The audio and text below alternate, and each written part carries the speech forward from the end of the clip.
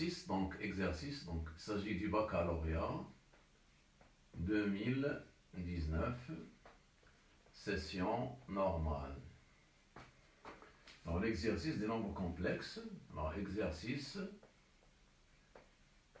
numéro 2. Bien.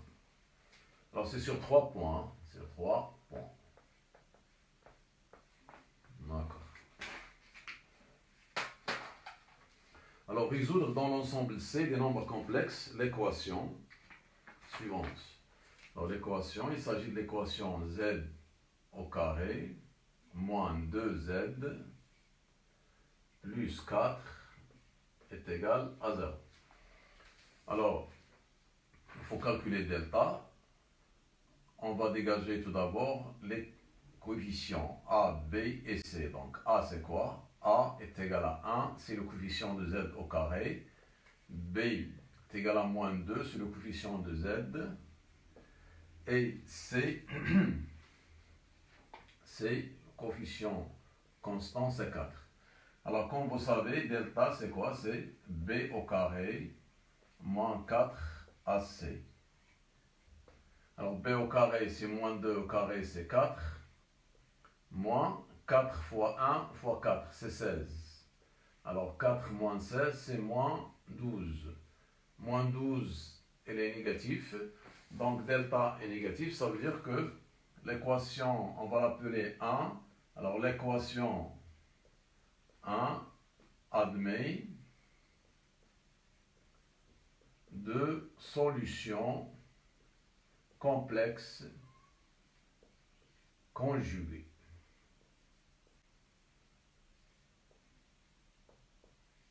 Conjugué, Z1.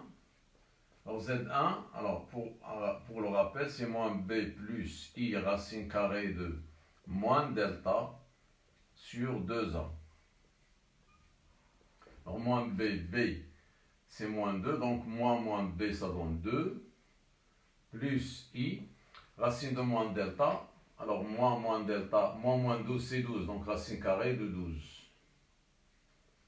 Sur 2 fois A. A c'est 1, donc sur 2. Alors il faut toujours simplifier la racine.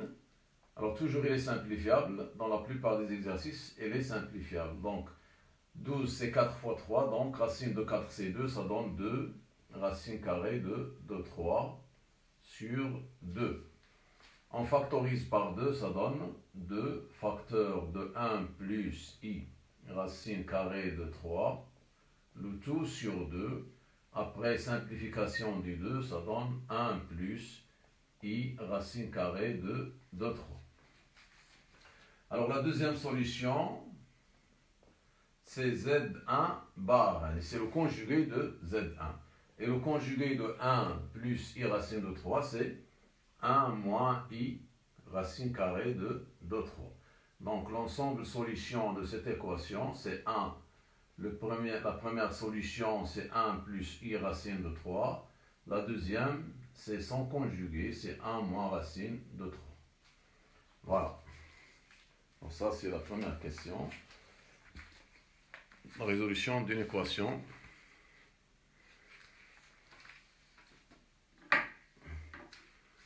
Alors la deuxième question, deuxièmement, dans le plan complexe rapporté au repère orthonormé direct au UV, on considère les points A. Alors le point A, B, C et D. Alors d'affixe respective, petit a. Alors grand A est la pour affixe petit a, qui est égal à quoi? 1 moins I racine carrée de 3. Puis grand B a pour affixe petit b. Et petit b c'est 2 plus 2i. Puis C, qui est l'affixe du point grand C, c'est racine carrée de 3 plus I. Puis petit d, l'affixe du point D, c'est moins 2 plus 2 racine carrée de 3. Vous voyez bien que c'est un nombre réel, ce n'est pas un nombre. Alors c'est un nombre réel qui n'admet pas de partie imaginaire. Alors la question petit a, vérifiez que A moins D égale moins racine carrée de 3 facteur de C moins D. Alors ça, c'est la question petit a. Donc c'est un calcul qui est très simple. On va calculer A moins D à part, puis C moins D d'autre part, puis on va multiplier par moins racine de 3 et on va comparer. Alors on va calculer le premier membre. Alors on a A moins D, c'est quoi A moins D? Voilà, A c'est 1 moins I racine carrée de 3 moins D. D c'est celui-là, c'est moins 2 plus 2 racine carrée de 3. Égale. Alors 1 moins 2 c'est 2. 2 plus 1 c'est 3. Moins I racine de 3. Puis il y a un moins ici, c'est moins 2 racine carrée de 3. Puis il nous reste moins I racine carrée de 3. Bien. Il y a un I ici. Puis je vais calculer C moins D. Alors C, voilà, C c'est racine de 3 plus I moins D. D avec le moins ça devient plus 2 moins 2 racine de 3. Donc ça donne racine de 3 moins 2 racine de 3, comme ça, plus I plus 2. Voilà, donc je répète, C moins D, voilà C, c'est racine de 3 plus I, et moins D. D c'est moins 2 plus, donc avec le moins ça change, les signes changent. Donc racine de 3 moins 2 racine de 3 plus 2, le voilà, plus I. Donc on va multiplier C moins D par moins racine de 3. Donc moins racine de 3 facteur de C moins D. C moins racine carrée de 3 facteur. Voilà C moins D. C'est quoi? C'est racine de 3 moins 2 racine de 3 plus 2. Alors, plus I, c'est ça. Égal. Alors on multiplie par racine de 3. Alors racine de 3 fois racine de 3, c'est moins 3. Donc il me semble qu'il y a quelque chose qui ne marche pas ici. Alors moins par moins, c'est plus. Racine de 3 fois c'est 2, c'est 3. 3 fois moins 2. Alors, il y a une faute de calcul. C'était quoi? Alors, 1 moins D. Voilà, 1 moins D. Donc, c'est 1 moins I racine de 3 et moins 2. Voilà, c'est juste. 1 moins 2, c'est 3. Le voilà. Plus moins I racine de 3. Le voilà. Puis moins 2 racine de 3. D'accord. Ici, C moins D. C moins D. C'est racine de 3 plus I plus. Donc, moins D. Le D, le voilà. Donc, le moins par moins, c'est plus. Moins 2 racine de 3. Elle est là. Bon, donc c'est racine de 3. Moins 2 racine de 3 plus 2 plus I. On va multiplier par moins racine de 3. Donc, moins racine de 3 facteur de C moins D. C'est moins racine de 3 fois racine de 3. Non, c'est pas celui-là, oui, c'est pas celui-là, c'est juste. Donc, moins racine de 3 fois racine de 3, ça donne quoi? C'est moins 3. Ici, ça donne quoi? Plus. Racine de 3, racine de 3, c'est 3. Fois 2, c'est 6. Bien. Alors, moins 2 racine de 3. Voilà. Puis, moins racine de 3 fois I. Moins racine de 3 fois I. C'est bien. Égal. Alors, moins 3 plus 6, c'est 3. Celui-là, moins 3 plus 6, c'est 3. Moins 2 racine carrée de 3. Moins I. Ou moins racine de 3, I. Moins I racine de 3. Donc, voilà le résultat final. Et voilà le résultat final du premier membre qui est A moins D. On les compare. 3, 3. Moins 2 racine de 3, moins 2 racine de 3. Moins I racine de 3, moins I racine de 3. Donc, on conclut donc. Alors, A moins D est égal à quoi? A moins racine carrée de 3 facteur de C moins D. Voilà.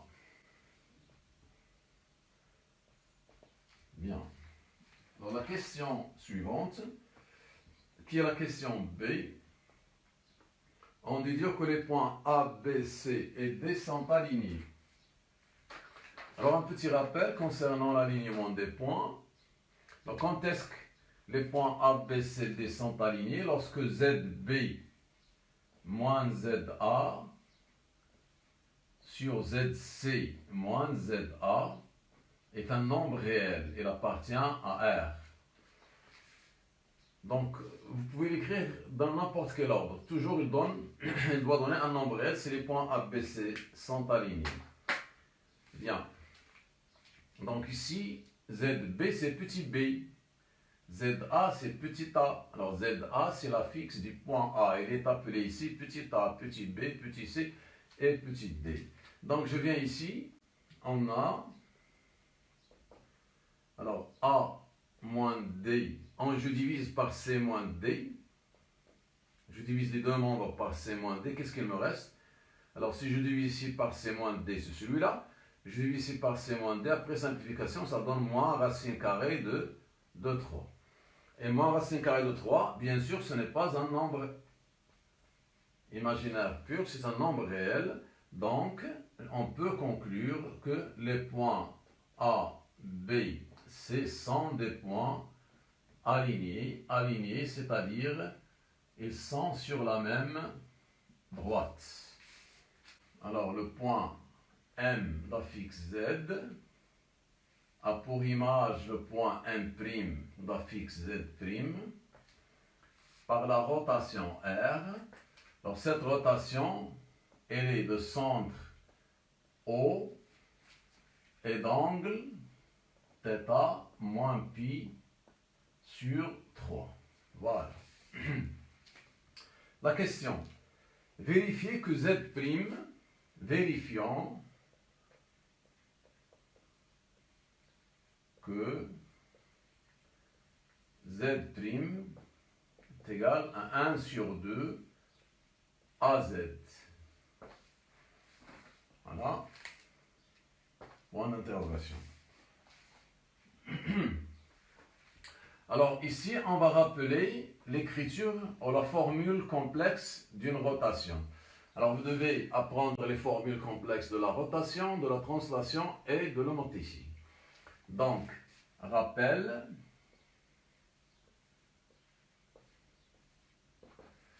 Alors si Z' est l'image, si M' est l'image de M par une rotation R, alors il y a une relation géométrique qui existe entre oméga M et M', mais aussi une formule complexe qui lie leurs affixes qui sont Z' et Z. C'est celle-ci.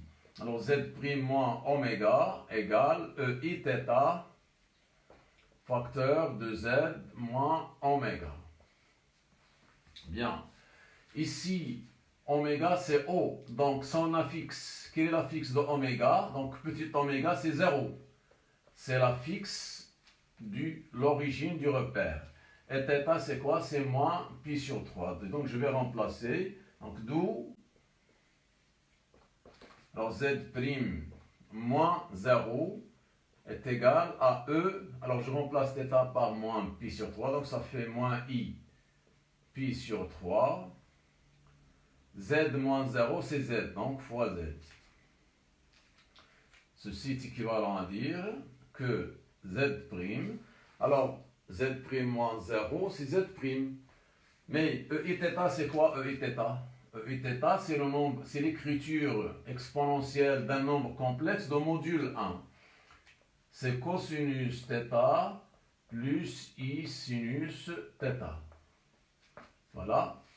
Donc, je vais remplacer cette écriture exponentielle par l'écriture par la forme trigonométrique. Donc, ça donne quoi? Cosinus moins pi sur 3, comme ça, plus I sinus moins pi sur 3 fois Z. Voilà. Donc ceci est équivalent logiquement à dire que Z' est égal. Alors cosinus de moins pi sur 3, c'est cosinus pi sur 3, car la fonction cosinus est paire. Alors ce signe moins, il va disparaître. Donc il reste quoi? Alors ça c'est cosinus pi sur 3. Et cosinus pi sur 3 c'est 1/2. Donc c'est 1 sur 2. Vous pouvez revoir le tableau des valeurs spéciales. Alors, contrairement à la fonction sinus qui mange ce signe, alors la fonction sinus, il le rejette dehors. Donc ça doit être moins sinus pi sur 3. Ça veut dire ici, on va écrire 1 moins i. Alors, sinus de pi sur 3, c'est la sin de 3 sur 2. Sin de 3 sur 2 fois i. Fois z'. Voilà la formule. Alors, rappelez-vous bien qu'on nous demande d'écrire z' sous la forme 1/2 az. Non, ça c'est un z, hein? Un z. Le z, il est là. Donc, il reste à transformer son nombre complexe. On va factoriser par 1/2. 1/2 facteur de quoi? De 1 moins racine carrée de 3 fois i fois z. Et 1 moins racine de 3 i, c'est petit a. Vous pouvez revoir l'énoncé. Donc c'est 1 sur 2 fois a fois z. Alors ça, c'est quoi? C'est a. C'est la fixe du point grand A. D'où z' égale à 1/2 a z. Voilà le résultat final. Bien.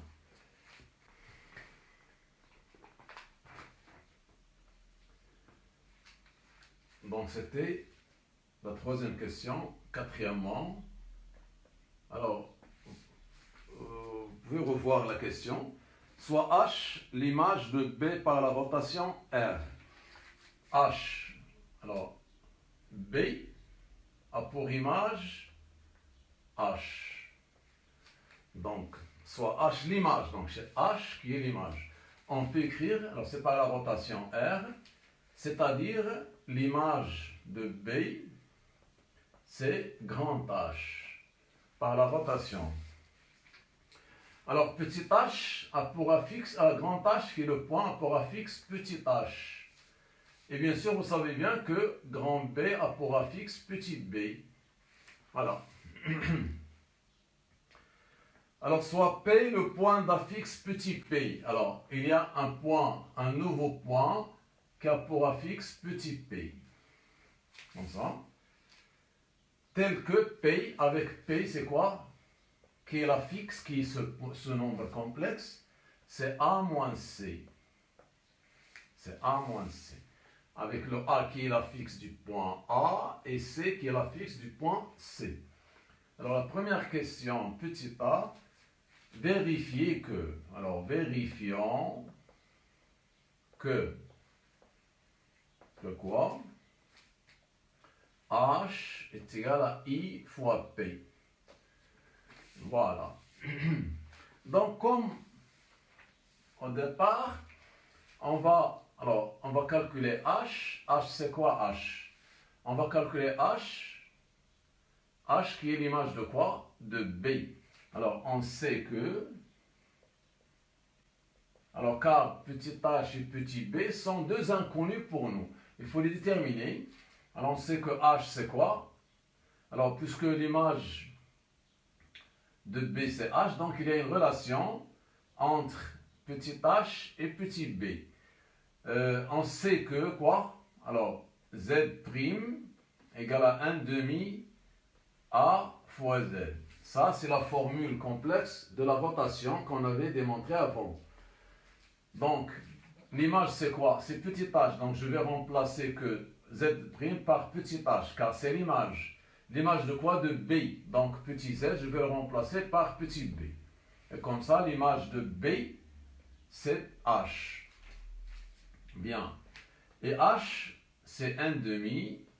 A, c'était quoi? A, c'était 1 moins i racine carrée de 3. Et B, je pense, c'était 2 plus 2i. Voilà.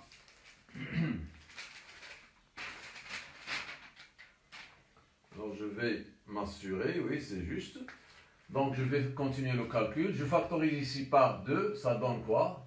Alors là, 1 demi, facteur de 1 moins i racine carrée de 3. Et je factorise ici par 2, ça donne 1 plus i. D'accord? Je factorise ici par 2.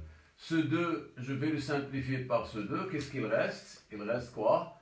1 moins i racine carrée de 3, facteur de 1 plus i. Et je développe mon calcul. 1 fois 1, c'est 1. 1 fois i, c'est i. Moins i racine de 3 fois 1, c'est moins i racine de 3. Puis, moins i fois i, c'est 1, parce que c'est moins i au carré. Rappelez-vous bien que i au carré, c'est moins 1, avec le moins, ça donne 1. Ça donne plus racine de 3. Donc, c'est 1 plus racine carrée de 3, comme ça. 1 plus racine carrée de 3. Je factorise par i. Ça donne i facteur de 1 moins racine carrée de 3, si je veux l'écrire sous la forme algébrique. Alors, ceci d'une part, ça c'est petit h. Ça c'est petit h. Alors, je vais calculer IP. D'autre part,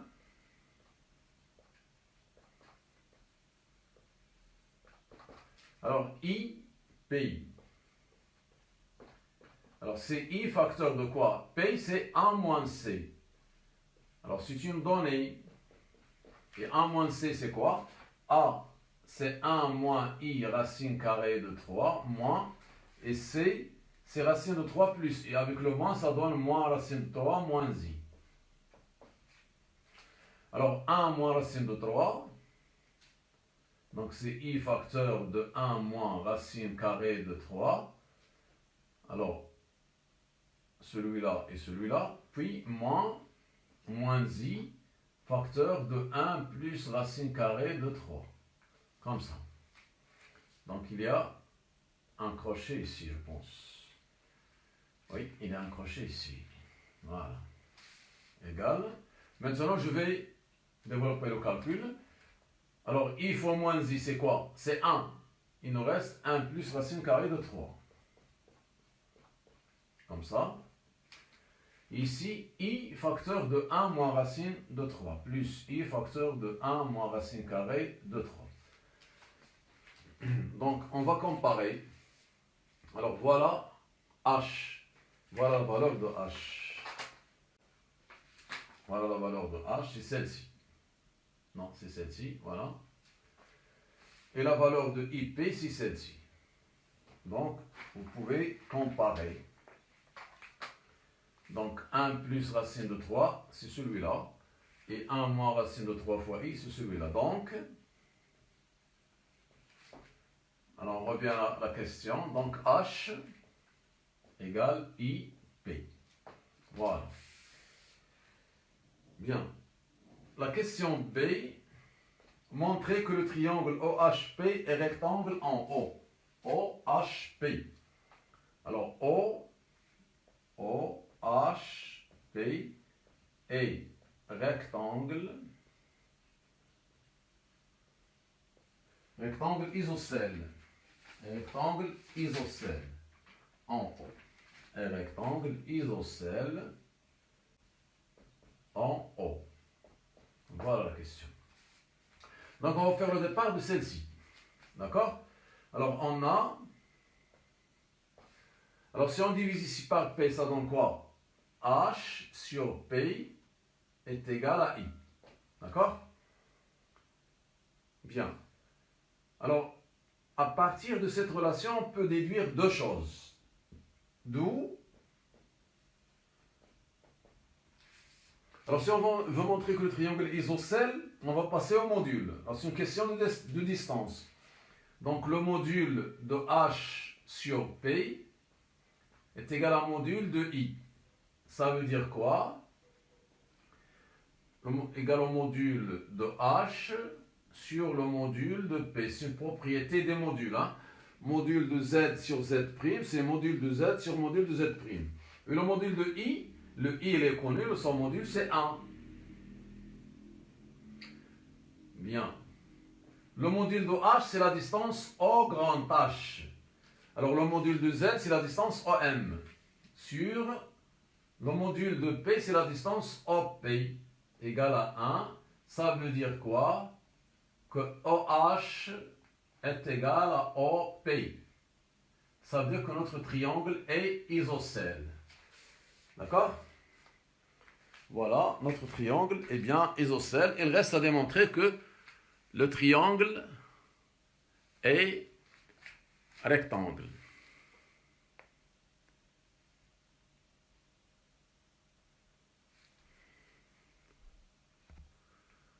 Ok. Bien. Alors, concernant l'angle. Alors, l'angle, si la distance est commandée par le module, alors la mesure de l'angle est commandée par l'argument. Alors, argument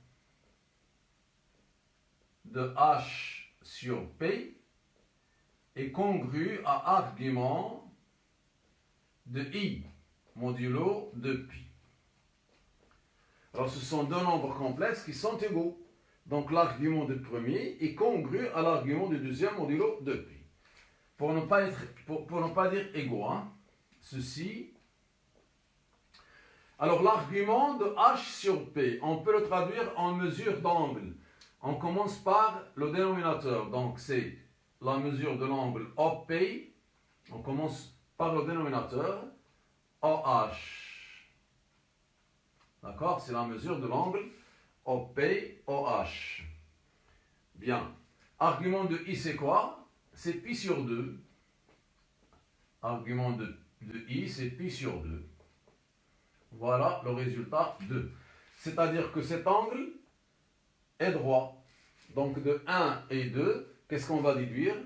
On va déduire que notre triangle OHP est rectangle grâce à la deuxième conclusion et isocèle grâce à la première conclusion. Alors pour l'exercice des nombres complexes, c'est terminé. On va passer à l'exercice 3. Exercice numéro 3. C'est l'exercice de probabilité. Alors je vais résumer. Une urne contient, donc il s'agit d'une urne. Alors maintenant vous êtes habitué des urnes. 3 boules vertes, donc V, V, V. 3 boules vertes. Et 6 boules rouges. R, R. Voilà, et 106. Puis, quoi? Et une boule noire, une seule. Donc, quel est le nombre de boules N en général? C'est quoi? C'est 3 et 6, 9, donc c'est 10. 6 et 3, 9, c'est 10. Donc, vous avez dans l'urne 10 boules. Bien. Donc, une urne contient 10 boules, 3 vertes, 6 rouges et une boule noire, indiscernable au toucher. Indiscernable au toucher, c'est-à-dire lorsqu'on veut tirer les boules, on ne peut pas les connaître en les touchant. Indiscernable au toucher, c'est-à-dire on ne les reconnaît pas en les touchant. Ça veut dire c'est un tirage au hasard. On tire au hasard et simultanément. Alors simultanément, donc le type de tirage. On va tirer combien de boules d'abord? Alors on tire simultanément de l'urne 3 boules. Donc P égale 3. Donc le tirage, alors le type de tirage,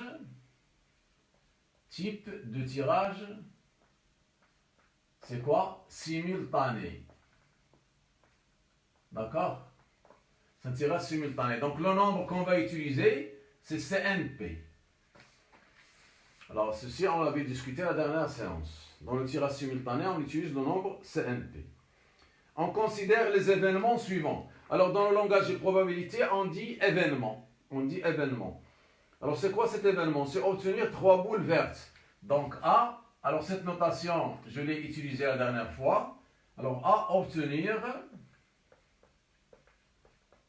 3 boules, quoi? Vertes. D'accord? Donc quel est cardinal de A, c'est quoi? Le nombre de possibilités pour cet événement, ou un événement, c'est un ensemble qui vérifie cette condition. C'est-à-dire, on veut tirer uniquement les boules vertes. Combien de boules vertes on a? On a 3. Et nous, on veut tirer 3 parmi 3. C'est 3, c'est 1. C'est tout. Donc, cardinal de A égale 1. Bien. Mais, cardinal de oméga, c'est quoi? Le cardinal oméga, je vais l'écrire ici. Normalement, il faut le trouver le premier. Alors, c'est le nombre de toutes les possibilités.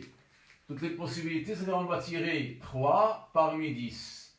Et 3 parmi 10, ça fait A 10, 3. Donc, ça fait 10 fois 9 fois 8 sur factoriel 3, qui est 3 fois 2, c'est 6. Alors, ça donne, tout calcul fait, ça donne 120. Voilà. Donc, je vais m'assurer. Donc, c'est un C. Donc, j'ai dit 10. 3. Non, 10. Un CR, 3. C'est 120, c'est juste. Bien, donc, le nombre de toutes les possibilités, c'est 120. Le nombre de possibilités de l'ensemble A, c'est 1. Bien, donc, cardinal oméga, c'est 120. Alors, jusqu'à maintenant, vous n'avez pas de chose qui est nouvelle pour vous. Ceci, on l'avait fait la dernière séance. D'abord, maintenant, on va passer la probabilité. La probabilité de l'événement. C'est quoi? C'est très simple. C'est cardinal de A sur cardinal de oméga. Alors, pour n'importe quelle probabilité de n'importe quel événement, quel ensemble, le dénominateur, c'est toujours cardinal de oméga qui est l'ensemble de toutes les possibilités. Donc, ça donne 1 sur 120. Alors, une probabilité est toujours comprise entre 0 et 1. On va détailler ceci après. Alors, une probabilité est toujours comprise entre 0 et 1. Donc, pour calculer la probabilité d'un événement ou d'un ensemble, il suffit de calculer le cardinal de oméga qui est l'ensemble de le nombre de toutes les possibilités. Le cardinal de A, vous voyez bien que c'est très simple, on tire uniquement parmi les boules vertes, donc c'est 1 sur 120. Alors toujours le numérateur est plus petit que le dénominateur. Bien. La probabilité de B. Alors, il s'agit de calculer la probabilité de B. Alors, comme j'ai dit ici, la probabilité de B, c'est cardinal de B sur, c'est toujours la même formule, hein, cardinal de oméga. Cardinal de oméga, c'est 120, il ne va pas changer. Et B, c'est quoi B? Obtenir 3 boules de même couleur. Obtenir 3 boules de même couleur. C'est-à-dire, les 3 boules sont vertes, toutes les 3 vertes ou toutes les 3 rouges. Bien sûr, comme vous voyez, on ne peut pas obtenir des boules noires car il en existe uniquement une seule. Donc, on dit que les 3 boules sont vertes, c'est-à-dire 3 parmi 3 ou ça veut dire plus, les 3 boules sont rouges. On les tire parmi 6. Alors, C3, 3, c'est 1, vous pouvez le calculer facilement. C6, 3, ça donne 20. Sur 120, alors tout calcul fait, ça donne 21 sur 120. Je divise par 3, ça donne 7 sur 120 divisé par 3, c'est 40. Donc c'est 7 sur 40.